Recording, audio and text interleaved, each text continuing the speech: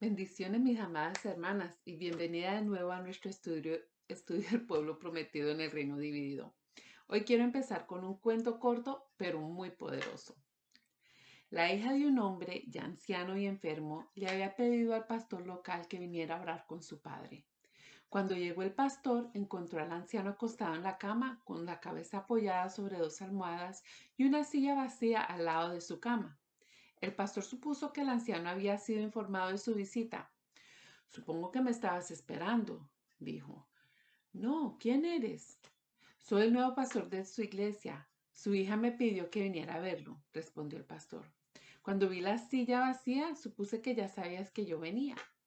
Oh, no. Pero sí, la silla, dijo el anciano postrado en la cama. Por favor, cierra la puerta. Desconcertado, el pastor cerró la puerta. Nunca le he dicho esto a nadie, ni siquiera a mi hija, dijo el anciano, pero nunca he sabido cómo orar. En la iglesia solía escuchar prédicas sobre la oración, pero siempre me pasaba por alto. Abandoné cualquier intento de oración hasta que un día, hace unos cuantos años, escuché una prédica en que se habló que la oración es simplemente una cuestión de tener una conversación con Jesús. Se sugirió que me sentara en una silla y colocara otra silla enfrente de mí, vacía, y con fe viera a Jesús sentado ahí en esa silla. Entonces, que le hablara y escuchara de la misma manera que uno hace cuando habla con un amigo. Así que lo probé y me ha gustado tanto que lo hago un par de horas todos los días. Pero tengo mucho cuidado. Si mi hija me ve hablando con una silla vacía, se pondría nerviosa y sería capaz de mandarme a una institución. Soltaron una risa, aunque fue un poco difícil para el anciano ese esfuerzo de reírse. El pastor quedó conmovido por el cuento y animó al anciano a que continuara haciendo lo mismo, ya que vio que tenía una manera especial de hablar, o sea, de orar con Dios. Antes de irse, oró con él y se despidió.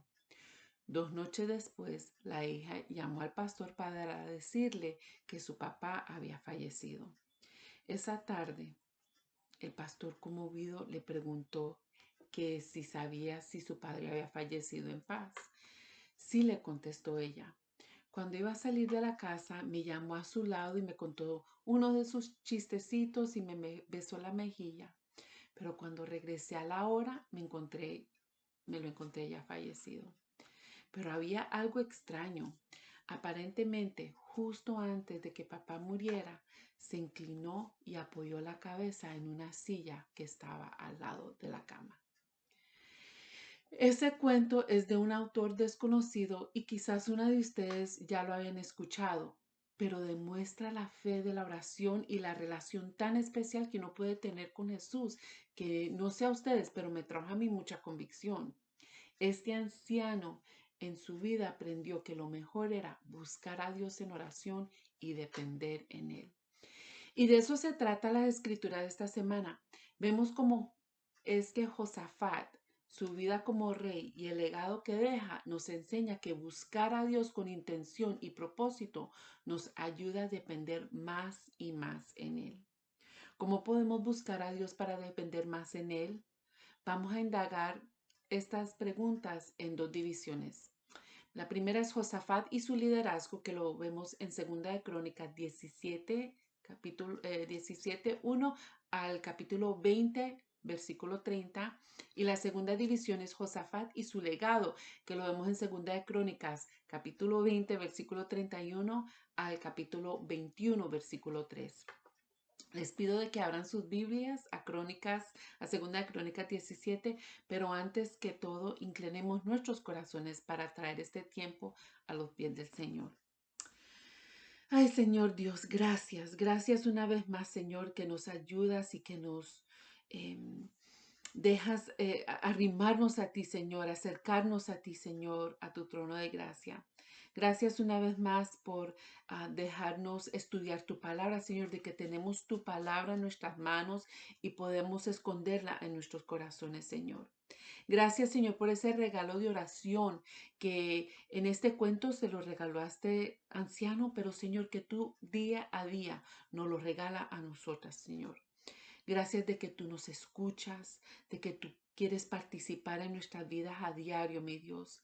Ayúdanos, Señor, a tomar ese regalo más seriamente, en el sentido de que no lo echemos al azar, Señor, de que no sea algo que hagamos cuando pensamos que lo necesitamos, sino, Señor, día a día y momento a momento, Señor, clamar tu nombre. Señor, te pido de que me ayudes ahora en esta enseñanza, Señor, que no se me trabe tanto la lengua, mi Dios, y pido de que tu nombre sea glorificado y magnificado en este ratico que tenemos ahora. Todo esto lo pido en el nombre de nuestro Señor Jesucristo amado. Amén. Amén. Bueno, la semana pasada nos quedamos en que el rey Acab, después el rey Ocosías, dos de los reyes más malvados de Israel, de la historia de Israel, murieron después de haber liderado a la nación sin ninguna reverencia a Dios, a nuestro Dios único. Ellos llevaron al pueblo más profundo en idolatría y paganismo, con dioses que ellos adoraban como Baal y Aserá, incluyéndose a ellos mismos, a sí mismos. Lideraron sin temor a Dios y mucho menos sin respeto a la creencia y fe de Josafat, el rey de Judá, al tratar arreglos con él. Primero acordémonos que con Acab se alinearon por matrimonio y después se alinearon en una guerra contra los sirios para reclamar a Ramot de Galad. Y segundo, con Ocosías, cuando se alinearon para construir flotas mercantes. En ambos relatos, Dios cuidó de Josafat. Pero eso sí, nosotros en estos relatos de la semana pasada no vimos a Josafat en sus mejores momentos. Le doy gracias a Dios que podemos retroceder un poco en esta historia para conocer a un Josafat un poquitico más y conocerlo de la manera que él sí tenía su corazón a Dios. Veamos nuestra primera división, que es Josafat y su liderazgo, empezando en 2 Crónicas 17. Josafat decidió seguir al ejemplo dado por su padre Asa, de buscar a Dios con intención y propósito. Esto le ayudó sabiamente a fortalecer su reino contra la amenaza de guerra con el reino del norte de Israel, mediante estacionamiento las tropas en todas las ciudades por todo alrededor de Judá, hasta en Efraín, que era un territorio que Asa su padre había conquistado. Esa área de Efraín estaba en el borde de Israel y Judá. El Señor estaba con él porque, como dice en el versículo 3 del capítulo 17, que él siguió el ejemplo inicial de su padre, que en lugar de consultar a los Baales como los reyes del norte, Josafat obedeció los mandamientos y no siguió las prácticas de los israelitas. Él rechazó a los Baales, buscando solo a Dios intencionalmente, porque no solo buscó o siguió, pero él obedeció. Y aquí empiezan mis convicciones. Yo puedo leer las escrituras, puedo asistir al servicio todos los domingos, ir hasta entre semana, puedo buscar consejo bíblico, pero ¿será que estoy obedeciendo lo que estoy escuchando? Bueno, aquí vemos a Josafat buscando, encontrando y obedeciendo. Nos dice las escrituras que fue por eso que el Señor afirmó el reino en sus manos. No fue por la manera que vemos el mundo buscar, que el mundo busca las riquezas o el poder o quién es mejor que quién en su propia fuerza. No, fue porque Él buscó y obedeció y el Señor lo afirmó simplemente y sencillamente.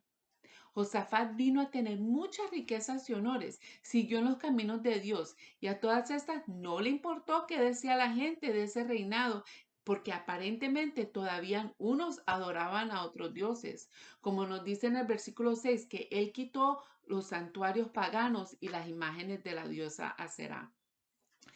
Y él no para ahí. En el tercer año de su reinado envió oficiales levitas y sacerdotes por todo Judá a instruir y a enseñar a la gente sobre el libro de la ley. ¡Wow! ¿Cómo serían nuestros países si ese fuera el caso, no es cierto? Con todo lo que sucede en nuestras capitales de los países, ¿se podrían imaginar que nuestros presidentes llamaran a todos los gobernantes de los estados o departamentos y les dijera que los iba a enviar por todo el territorio con maestros de la Biblia para proclamar moralidad y estándares éticos de Dios? por todo el país. ¿Qué tal? Aquí vemos que no solo quita los santuarios paganos, pero reemplaza eso con la verdad de la palabra de Dios. Eso es reforma radical. Para nosotras, seguidoras de Cristo, es importante tener en cuenta que no solo debemos de parar de hacer, ¿no? Esto o lo otro, cosas que no honran a Dios, porque eso no nos define quién somos nosotras. A nosotras nos define lo que hacemos. Lo que nos define es lo que sí hacemos por Dios. Debemos de estar constantemente buscando a Dios para que Él nos ayude a ser más como Él. Josafat, en la sabiduría de Dios, hace que la palabra de Dios fuera el estándar en su reino y vemos en el versículo 10 que las naciones vecinas sintieron miedo profundo y no se atrevieron a declarar guerra a Josafat. Al contrario, filisteos y los árabes le trajeron regalos generosos. Proverbios 16:7 dice, cuando el Señor aprueba la conducta de un hombre, hasta sus enemigos lo reconcilia. En los versículos del 12 al 19, Josafat se hizo cada vez más poderoso y pudo fortificar sus ciudades con suministros y creció su ejército militar. Vemos que el que busca a Dios intencionalmente, el Señor lo bendice. Y aún así, Josafat en su humildad tomó un paso enorme contra Dios en el capítulo 18. Perdón, aún Josafat así en su humanidad tomó un paso enorme contra Dios en el capítulo 18. Aquí ya Josafat ha sido rey unos 20 años más o menos. Empezamos a leer que Josafat se hizo rico y famoso y había emparentado con Acab. Tenemos algo interesante aquí. Josafat con riquezas, poder, un ejército enorme e increíblemente dedicado a Dios, en el principio de su reinado parece que se ha enfriado. ¿Cómo es que vimos en el capítulo 17, versículo 1, que él impuso a la fuerza sobre Israel, se impuso a la fuerza sobre Israel? Ahora lo vemos que está alineándose con el rey de Israel, con un enemigo de Dios. El problema aquí es que esto nos puede pasar a nosotras. Conocemos a Dios, tenemos un encuentro con Jesucristo, queremos hacer el bien, tenemos un celo ferviente hacia Dios, estamos en su palabra a diario, hay abundancia, hay bendición, la mano de Dios está sobre nosotras. Pero al pasar el tiempo, sutilmente nos podemos enfriar y nos encontramos haciendo arreglos imprudentes, alineándonos con cosas mundanas.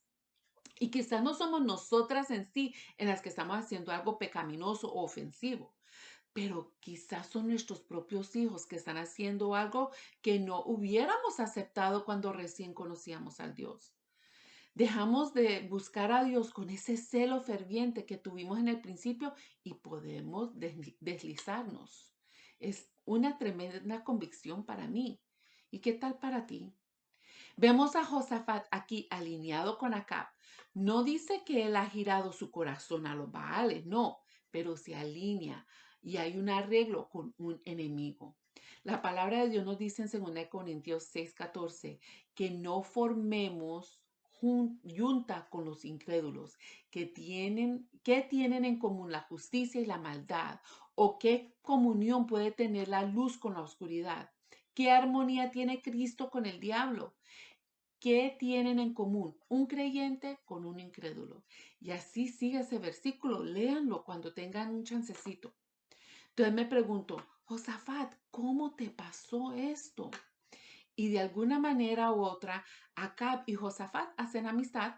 El hijo de Josafat, Joram, se casa con Atalía, la hija de Acab y Jezabel.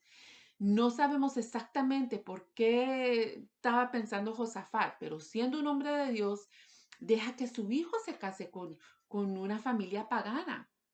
¿Será que al enfriarse y al bajar la guardia, él pensaría que esta unión traería a esta nación a los pies de Dios? En sí, no sabemos qué estaba pensando y por qué dejó esto que pasara, ¿no? Lo que sí sabemos es que no estaba orando, solo estaba tomando decisiones y no estaba buscando a Dios. Su filosofía a estas alturas ha cambiado. Cuando empezó su reinado, ese celo que tenía y la afinidad de seguir a Dios era impresionante. ¿Se acuerdan de esas reformas radicales? Bueno, como estudiamos la semana pasada en este mismo pasaje, acá, después de tremenda matanza de ovejas y vacas para Josafat, ¿no? El barbecue que le hizo, barriga llena, corazón contento, lo animó a pelear contra Ramos de Galad. Él le contesta que sí, que estaba a su disposición junto con el pueblo de Judá y que irían a la guerra. Y después fue que dice que deberían consultar con Dios. Ya no era primero Dios, no era primero buscarlo a Él, no. Esa filosofía cambió. Primero, antes era oramos y hacemos, pero ahora planeo, pienso, tomo decisión y después oro. Eso fue otra convicción para mí. ¿Cuántas veces nos encontramos en este engaño? Digo, Dios, por favor bendiga este plan o Dios bendiga esta decisión. Creo que podemos estar de acuerdo que eso no es un plan bueno, pero ¿cuántas veces lo hacemos? No buscamos a Dios antes de tomar decisiones. Pero volviendo a Josafat, esa alianza, ese parentesco que formó, tuvo muchísimos riesgos y sobre todo ofendió a Dios. Arriesgó no solo a su vida al entrar a la batalla, pero también arriesgó la vida del pueblo de Judá y también arriesgó su testimonio. Como hablamos en nuestra reunión este fin de semana, el arriesgar el testimonio, las naciones vecinas que tenían respeto podrían ya dudar de sus valores, de sus creencias y de su dependencia en Dios al ver esta alianza. Dejaba una puerta bien abierta para invitar la idolatría de nuevo al país. Y también esas decisiones traen consecuencias. Y como dijo otra líder que nosotros podemos pedir perdón, porque Dios perdona el pecado, pero las consecuencias permanecen. En unas semanas veremos esas consecuencias de esa alianza con Acab. Lo de la guerra, los profetas de Micaías, lo que habíamos visto la semana pasada, lo del desafío de Acab al disfrazarse para entrar a la guerra, la protección de Dios sobre Josafat al gritar auxilio, todo eso lo vimos la semana pasada. También vimos que Acab murió ese día y Josafat fue librado por ese grito de auxilio. Él demostró una vez más que al buscar a Dios, él lo salvaría. Vemos en el capítulo 19 a Josafat que ya ha regresado sano y salvo al palacio de Jerusalén, pero apenas llegó el vidente Jehú, salió a su encuentro con palabras fuertes de Dios. Versículo 2 nos dice, ¿cómo te atreviste a ayudar a los malvados haciendo alianza con los enemigos del Señor? Por haber hecho, la ira del Señor ha caído sobre ti, pero hay cosas buenas a tu favor, pues ha quitado el país las imágenes de la diosa Aserá y has buscado a Dios de todo corazón. Qué bendición es esto para Josafat y para aquellos bajo su liderazgo. Fue una palabra llena de gracia y misericordia que Josafat necesitaba. Dios conocía su corazón y como dijo una líder esta semana, que el pecado no lo definió. Él respondió a esa gracia y misericordia de Dios con determinación para que su país volviera a buscarlo a Él.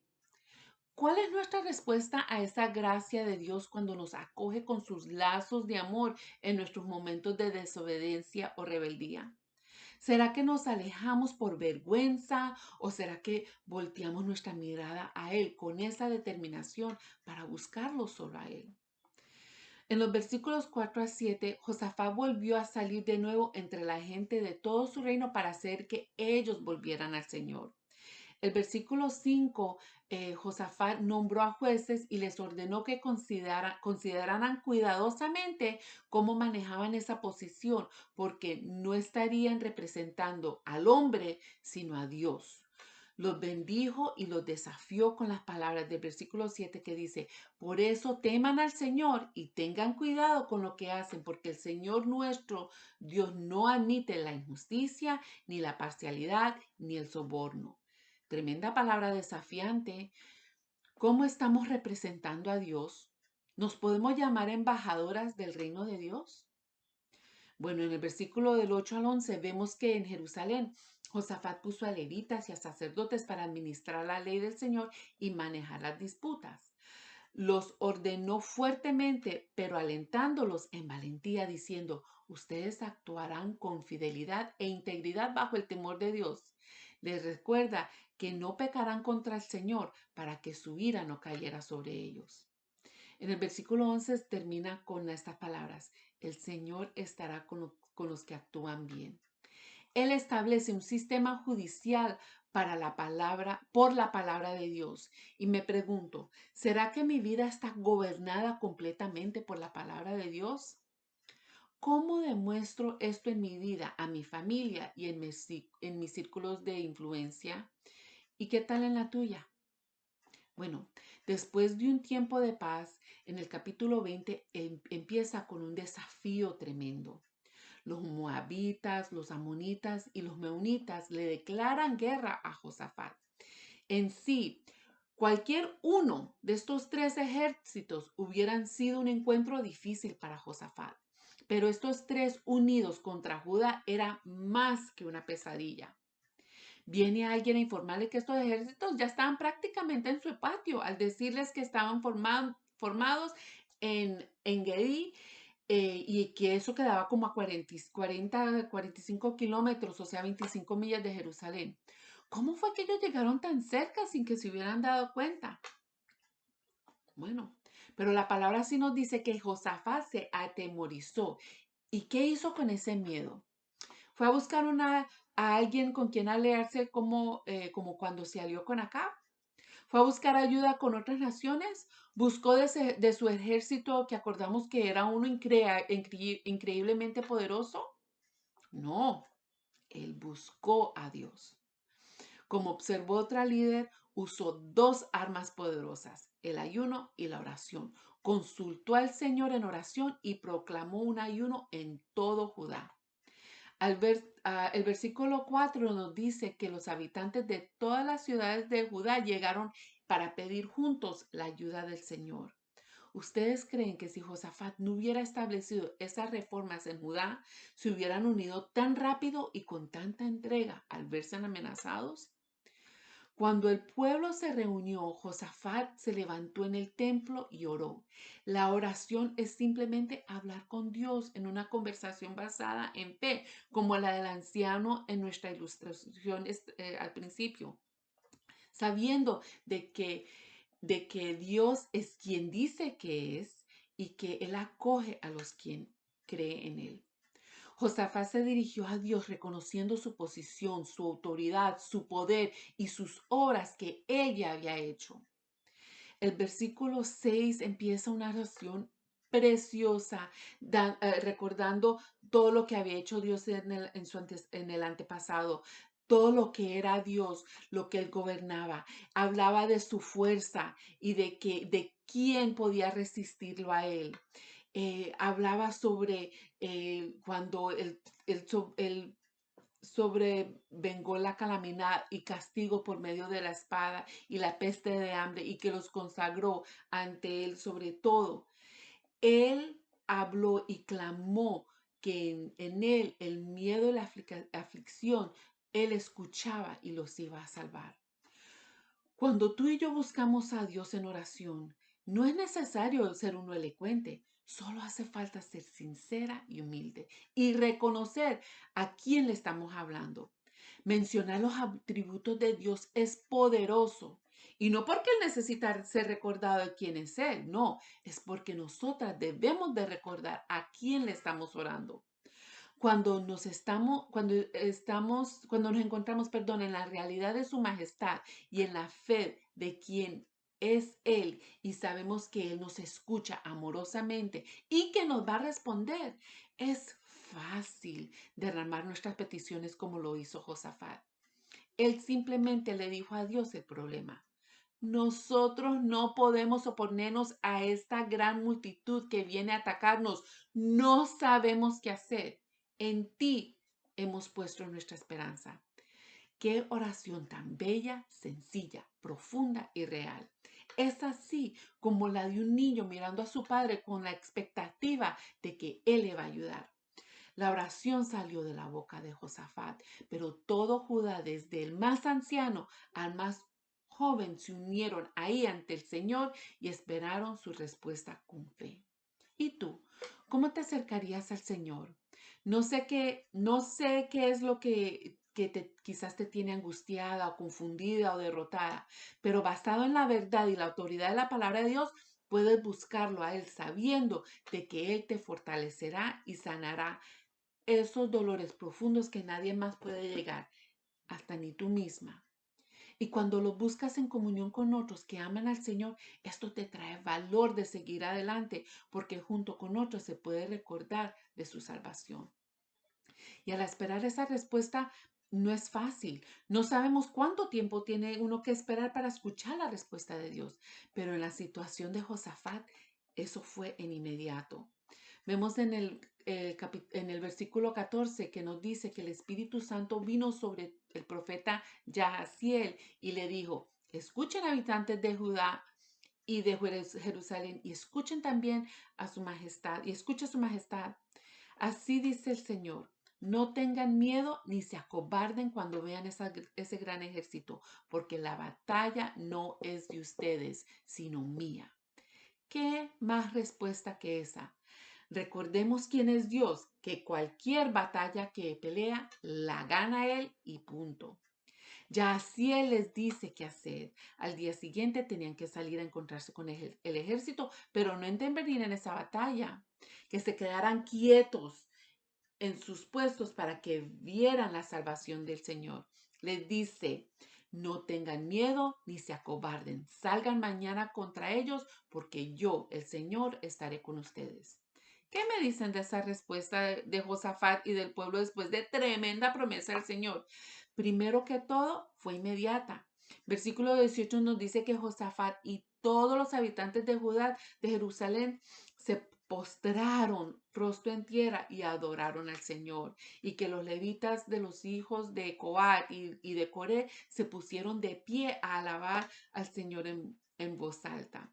O sea que eso fue una alabanza de oración a todo dar. ¿Has experimentado ese tipo de oración? Después de buscar a Dios juntos en angustia, derramaron su alabanza porque Él había dado palabras de dirección y consuelo y promesa. No les dijo, váyanse a la casa, todo va a estar bien, yo me encargaré de esto. No, Él les dijo que tenían una batalla que atender. Y así que ahora Josafat los lleva a buscar la dependencia de Dios en medio de ese ataque. Al día siguiente madrugaron y se fueron a encontrar con el ejército. Mientras avanzaban, Josafat se detuvo y les dijo, habitantes de Judá y de Jerusalén, escúchenme, confíen en Dios y serán librados, confíen en sus profetas y tendrán éxito. Y los mantuvo fijo en el Señor, buscando esa dependencia. Josafat le dice a los soldados y a los hombres que cantaran al Señor y que lo alabaran por el esplendor de su santidad mientras iban de primeras en el ejército. Denle gracias a Dios de su gran amor que para siempre perdura. Y yo me pregunto, ¿pero qué tipo de estrategia es esta? Yo no conozco muchas estrategias militares así como esta. Pero creo que esto fue una de las razones que estos ejércitos se confundieron todos. Yo me imagino que estos generales dijeron, uy, aquí qué está pasando, que están alabando a Dios, ¿qué es lo que pasa? Quizás se confundieron y eso fue lo que hizo que los mismos enemigos se mataran ellos mismos. Esto se llama total dependencia y confianza en el Señor. Josafat con Judá llevó a cabo el plan de Dios con una estrategia que ninguno se le hubiera ocurrido. El Señor prepara emboscadas contra ambos enemigos mientras el pueblo de Judá se dirigía hacia el campo de batalla cantando sus alabanzas y los ejércitos empezaron a atacar y a matar entre ellos mismos. Ellos se destruyeron completamente unos a los otros y cuando llegó Judá, todo lo que vieron fue cadáveres y un botín tan grande que tomó 3 días para recogerlo antes de volver a casa. Cuando entraron a Jerusalén fue con gran alegría porque el Señor les había dado motivo para regocijarse sobre sus enemigos y fueron directamente al templo para más adoración y más celebración. Cuando las naciones de alrededor se dieron cuenta de esto, Ellos tuvieron más temor de su poder y protección sobre Judá. Y el reino de Judá cayó en paz porque Dios les había dado descanso. ¿Esto qué nos lleva a aprender? Esto nos lleva a aprender que buscar a Dios nos fortalece. Buscar a Dios nos fortalece. Josafat, como buen líder y como buen rey, llevó al pueblo a buscar a Dios para que Él lo fortaleciera y lo salvara. Él supo que decirles que lo adoraran y que esa expectativa de la batalla él le pertenecía al Señor. Él era un rey bueno, no era un idólatra. Sí tuvo sus momentos de flaqueo, pero buscó solo a Dios con todo su corazón para fortalecer y alentar al pueblo. Manteniendo a Dios en nuestra mirada, manteniéndolo en primer plano, buscándolo intencionalmente a diario y a cada momento nos fortalece para no caer, para no hacer arreglos imprudentes con nada ni nadie que no esté aliado con Dios, para mantenernos centrados en Él y vivir una vida fortalecida por Él y en Él. Esa vida es una vida segura por lo que Él hizo en la cruz. Al aceptar esa vida podemos vivir con la certeza de la protección de la mano de Dios. ¿Qué te lleva a ti a la oración? ¿Será que se tiene que estar cayendo el cielo de encima para pegar el grito? ¿O será que estás gobernando tu vida con la palabra de Dios que al verte en cualquier situación, sea grande o pequeña, clamar a Dios con seguridad que Él se preocupa y te escucha y te va a responder? Vamos a la segunda división. Es cortica, pero aquí vamos. Leemos que Josafat ascendió al trono a los 35 años de edad y reinó por 25 años. Josafat no fue perfecto, pero a la larga reconocemos la consistencia de que sucedió mientras buscaba a Dios a pesar de los desvíos y a través de la disciplina. Se describe en el versículo 32 que él siguió el buen ejemplo de su padre y nunca se desvió de él, sino que hizo lo que agradara al Señor. Pero sin embargo, sabemos que Josafat tomó otro desvío cuando se olvidó de buscar a Dios y eligió otra mala alianza, como habíamos hablado anteriormente, con el hijo de Acab, Ocosías, para construir esas flotas que mencioné ahora rato. Pero Dios usó como momento de enseñanza e impuso cierta disciplina destruyendo todos los barcos. En esta división cortica aprendemos que buscar a Dios nos ayuda a no desviarnos. ¿Ve la disciplina de Dios como amorosa y redentora? ¿Qué seguridad es eso para nosotras cuando tú y yo nos detenemos a hacer un chequeo en nuestras propias vidas? La verdad es que nunca estamos solas en nuestros desvíos. Dios no nos deja solas. Él está ahí y su disciplina y su guía y entrenamiento están destinados a hacer que nuestros ojos vuelvan a buscarlo a Él. Porque Él nos ama, Él nos corrige, igual que un padre a su hijo. Gracias, Padre Celestial. Oremos. Ay, Señor Dios, gracias una vez más, mi Dios, por estar aquí con nosotras, mi Señor, por esa disciplina amorosa que nos atraes con tus lazos de amor, mi Dios. Esa disciplina que nos ayuda a buscarte más a ti, Señor, si estamos con corazones que quieren estar unidos a ti.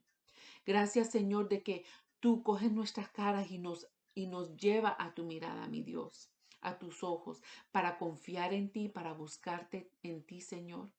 Gracias, Señor, que podemos acudir a ti en oración, Señor, que solamente con un grito podemos tomar tu atención, mi Dios. Mi Dios, que pido, mi Dios, que nos des, y sé que nos das oportunidades, Señor, para esos momentos de oración, Señor. Pero ponlo en claro así en nuestras mentes, Señor, de que cuando estemos dando el día a día, Señor, que no acudamos a llamarte a ti de segunda o de tercera o de cuarta, Señor, que sea lo primerito que hagamos, Señor.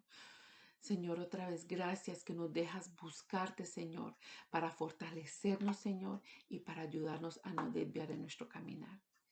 Señor, ayuda a todas estas amadas aquí escuchando también, Señor, guíalas. Señor, ayúdalas en estos momentos difíciles que quizás estén pasando. Y Señor, ayúdanos, Señor, a siempre estar en tu voluntad. Todo esto, mi Dios, lo pido en el nombre de nuestro Señor Jesucristo amado. Amén. Amadas, amén. Las amo y nos vemos pronto. Acuérdense que tenemos nuestro próximo seminario, que es Tiempo a Solas con Dios, un tiempo lindo de poder indagar más en su palabra. Noviembre 15, martes a las 8:30, hora de Miami.